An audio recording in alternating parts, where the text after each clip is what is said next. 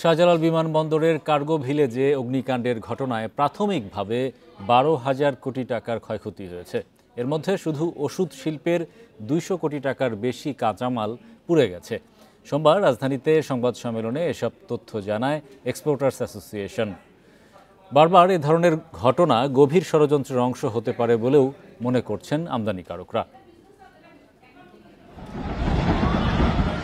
শাহজালাল বিমানবন্দরের কার্গো ভিলেজে অগ্নিকাণ্ডের ঘটনায় কাঁচামাল, স্যাম্পল, নথিপত্র সহ বিভিন্ন পণ্য পুড়ে যাওয়ায় উদ্বিগ্ন ব্যবসায়ীরা।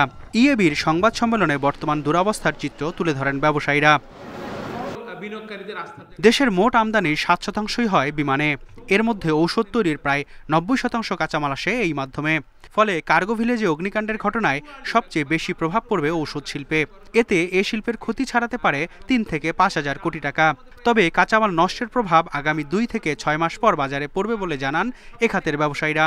যেগুলো আমাদের ডিস্ট্রয় হয়েছে সেগুলোর যখন আমি ফিনিশ গুড তৈরি করব, এটার ইম্প্যাক্ট কিন্তু আগামী 2 থেকে 6 মাসের ভিতরে মার্কেটে আসবে।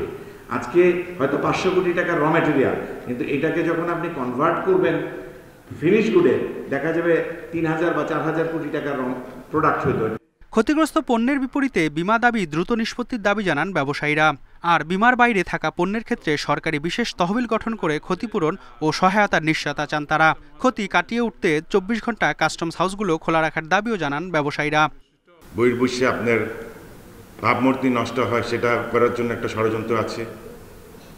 পার্শ্ববর্তী দেশেরও এক ধরনের চিন্তাভাবনা আছে, যাতে তাদের ব্যবসা এগিয়ে নিতে পারে, আমাদের ব্যবসা যাতে আস্তে আস্তে রিডিউস হয়ে যায়, তাই হচ্ছে।